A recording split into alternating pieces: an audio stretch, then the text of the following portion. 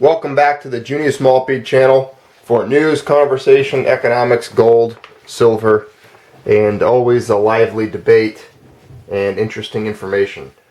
Pulled out some good headlines today. Think you guys are going to be entertained. Hopefully I can come up with a good title for the video that'll lure you to watch this because, well, we'll just get right to it. I want to start with the one that was the most interesting, and its title is Will Gold Become Worthless? Gold's place as a common currency, in quotations, to bank on is in question. That's what the headline looks like right there. Look at this. Alright. And it's by the editor at Zacks Investment Research. In the article, it's out today, this morning, 9:41 Eastern Time. He refers to gold as the barbarous relic, as we've heard so often in the past. And he says, my fundamental argument against gold is that it has little fundamental value. Other than the jewelry business, it generates no earnings or income. We've all heard that a million times. I think everyone is fully aware of that. You know, gold doesn't go out and... Well, that's an established fact. That's like saying that the air is 21% oxygen. Yeah, good. What's your point? I mean, gold doesn't earn an income, of course, unless you invest it, perhaps, like back in the day when it was a currency. But let's just continue reading and discussing this. In fact, there is a net cost to own and store gold that should bring into question old ideas about it being a store of value. Again, a debatable point. The strongest argument in favor of gold's value has been the currency inflation religious school. In the fall of 2009, I was on Maria Bartiromo's Closing Bell show to talk about this driving force, with Fed QE inspiring central banks in China and India to hedge their US dollar risks with the accumulation of gold. And he just goes on to question gold's validity and even discusses Bitcoin as the future and alternative. Bitcoin, the digital currency that lost 80% of its value in nanoseconds the other day. This gold's still sitting here. As you can see, there's no computer program that can cause this to vanish.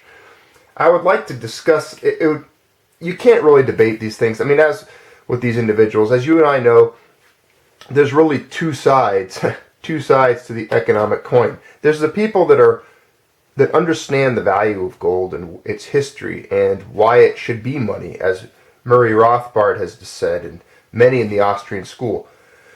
But then there's the people that believe it's a barbarous relic, an archaic relic that no longer serves any purpose in economics, which is, I always want to ask these guys, if it's so barbarous and if it's so worthless, then why do so many central banks, I mean, you can ask this question forever, why do so many central banks hoard it, gobble it up? Why does the Federal Reserve hold 19% of the world gold supply?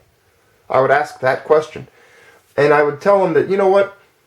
In the world of economics, gold is almost like nuclear weapons. To these people, anyway. They don't want anyone to have them, but they want to have them.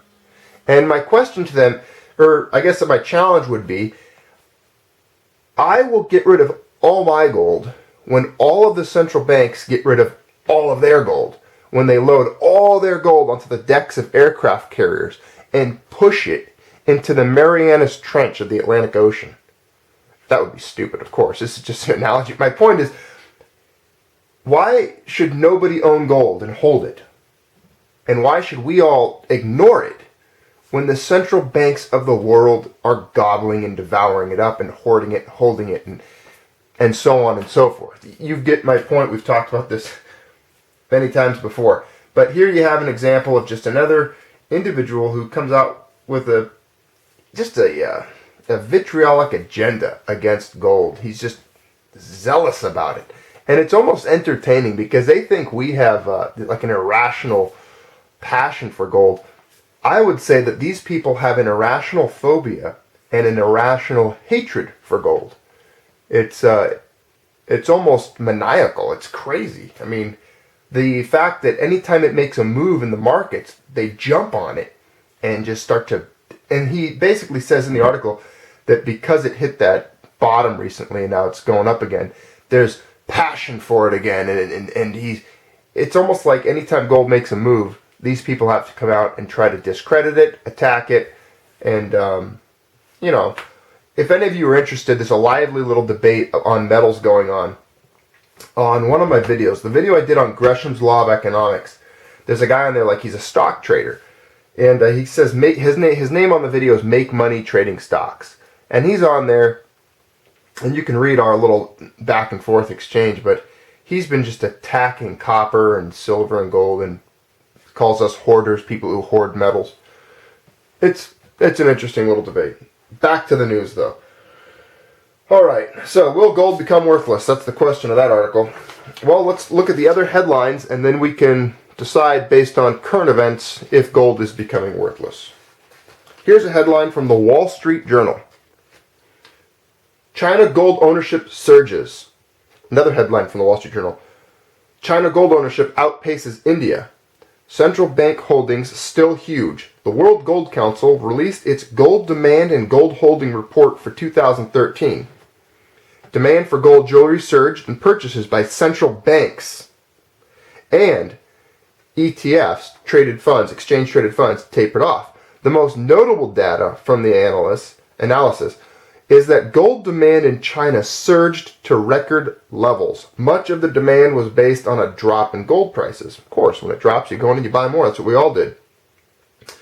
The WGC analysts reported that demand for gold in China set a remarkable new record of 1,065 tons. I've also heard 1,165 tons as a number quoted, exceeding our expectations for the year. And the impact on the Chinese gold industry for the extraordinary growth in 2013 demand has been marked with significant growth in both manufacturing and retail network capacity.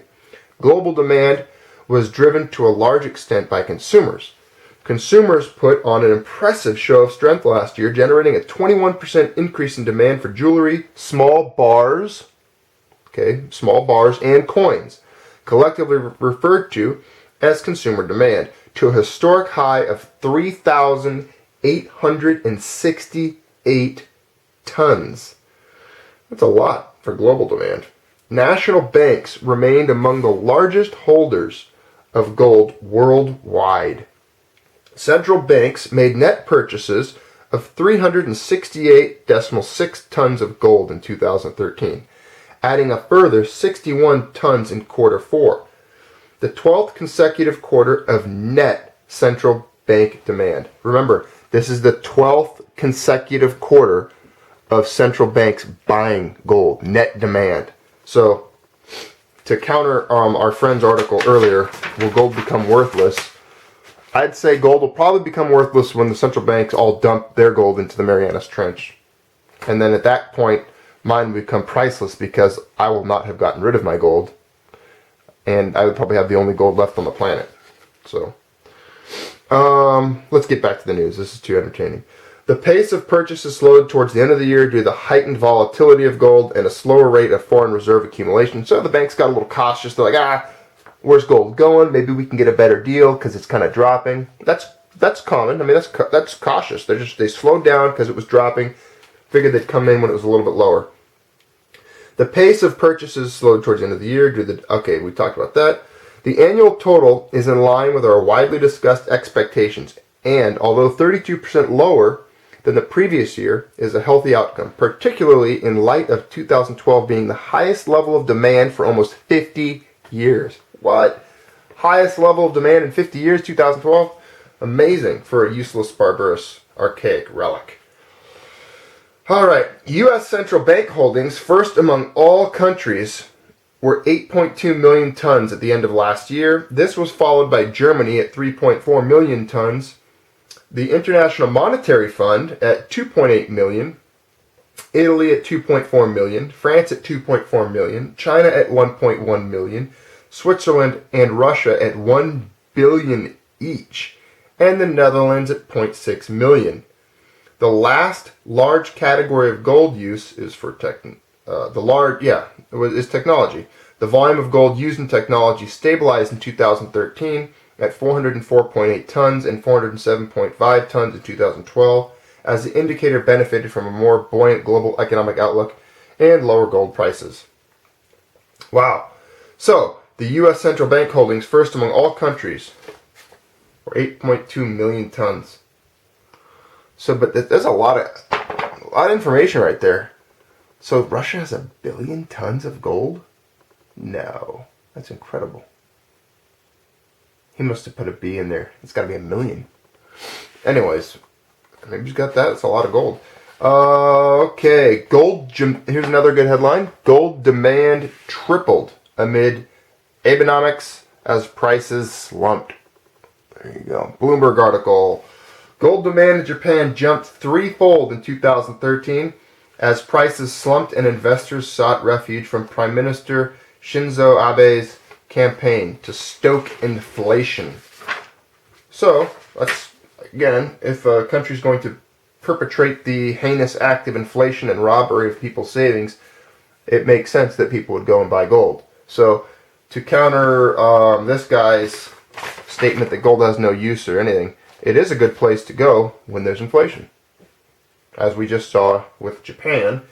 And also we saw all these banks buying it, highest demand in 50 years, all these central banks holding millions of tons. I'm going to look at that right there. Let's go like that. Okay, so you can pause if you want to read that. This guy, his points, sorry, they just don't hold water. You have to laugh at guys that have such a blind hatred for gold to where they have to ignore facts about it. Next article, here we go. China sold the second largest amount ever of U.S. Treasuries in December. And guess who comes to the rescue? So China's dumping U.S. Treasuries and buying gold. I wonder if that means anything. Okay, we'll go ahead and read it. This is from Zero Hedge. While we have more to say about the disastrous December tick data shortly, which was released early today and which showed a dramatic plunge in foreign purchases of U.S. securities in December, the month when the S&P soared to all-time highs and when everyone was panicking about the 3% barrier in the 10-year being breached and resulting in a sell-off in SI paper, one thing stands out. The chart below shows holdings of Chinese treasuries, pending revision, of course, as the Treasury Department is quite fond of adjusting this data series with annual regularity. In a nutshell, Chinese treasury holdings plunged by the most in 2 years after China offloaded some $48 billion in paper, $48 billion in paper, bringing its total to only $1,268.9 billion. That's 1.26 trillion, I guess. Down from 1,316.7 billion and back to a level last seen in March of 2013. This was the second largest dump by China in history, with the sole exception of December 2011. This happened at a time when Chinese currency, foreign reserves soared to all-time highs, and when China had gobs of spare cash lying around. And not investing in U.S. paper should be quite troubling to anyone who follows the nuanced game theory between the U.S. and its largest external creditor, and the signals China sends to the world when it comes to its confidence in the U.S. Yet what was truly surprising is that despite the plunge in Chinese holdings and Japanese holdings, which also dropped by $4 billion in December, is that total foreign holdings of U.S. Treasuries increased in December from $5,716.9 billion to $5,794.9 billion. Why? Because of this country. Guess which one it is without looking at the legend. That's right. At a time when America's two largest foreign creditors, China and Japan, went on a buyer's strike, the entity that came to the U.S. rescue was Belgium, which, as most know, is simply another name for Europe, the continent that has just a modest amount of its own excess debt to worry about. One wonders, what favors were and are being exchanged behind the scenes in order to preserve the semblance that all is well. So as always, Zero Hedge came out with a really good article. I don't know where they dig up some pretty interesting information. They do really good at it. There you go. Treasuries slumped. The dollar, I checked this morning, and the last thing the dollar was at, it was hanging on to 80 by a thread. 80.15, I think it is. So the dollar's, it's really trying to hold on there. I just can't get this "Will gold become worthless?" article out of my craw.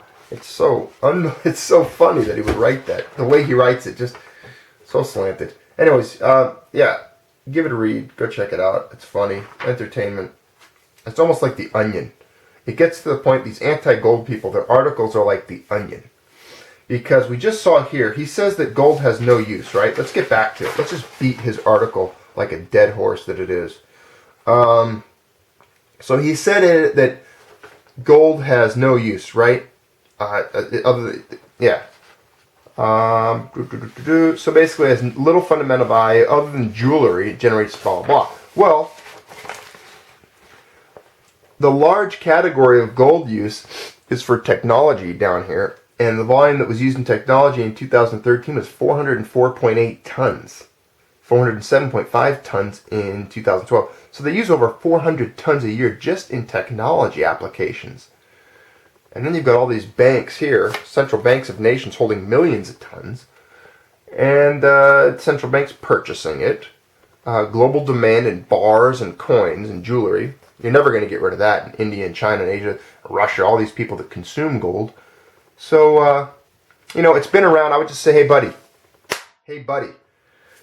It's been around for 7,000 years. Okay. It's seen every single empire rise and fall. The Russian Federation, the USSR, existed for 69 years. Okay, here's a country that rose up out of the ashes of post-World War I or World War, and they went from a basket case, somewhat 1800s style country to within 69 years they had entered space. They had satellites, nuclear submarines, large military, high tech technology. Of course, there was at the suffering of their people. They invaded countries in Afghanistan. They were huge. It was the USSR, and then boom, gone. Wall comes down, breaks up, over. The Roman Empire rose and it fell. The Greeks, the Ottomans. There's the list of nation states and empires that rises and falls, and the arrogance that they exercise. It's there. It's always been there. But throughout all that history, throughout these 70 centuries, gold has remained somewhat stable. It's been a currency. Those countries have used it. We've covered it in the Federal War on Gold. We've covered it also. Gold Wars, Military Conflicts. One article I do want to read, it's very long, will be some economic stuff about the Roman Empire. I just remembered I got to print that off, and that'll be one of our episodes coming up. So stand by for that one. Just remind me. If there's any other requests to read stuff, let me know. But, we're going to call it for the day. You guys have some cool stuff to think about, talk about. There's the articles, there's the news. That was the Junius Maltby episode for February 18th, 2014. I want all of you to have a good day. Stay positive. Keep stacking. Don't listen to the BS from the gold haters. These guys that are the stock bugs, the Wall Street bugs, the NASDAQ bugs, the Dow bugs. And do me a favor, when you're out there on the forums and you're out there commenting and debating your stuff, let's start adopting those terms. Let's turn it over on them. Turn every little thing they use to be rude to the gold. Flip it around. Let's just call them Dow bugs. NASDAQ bugs, S&P bugs, stock bugs, Wall Street bugs. I've said it before. You've heard it here before. I think it'll be fun. Hopefully it catches on.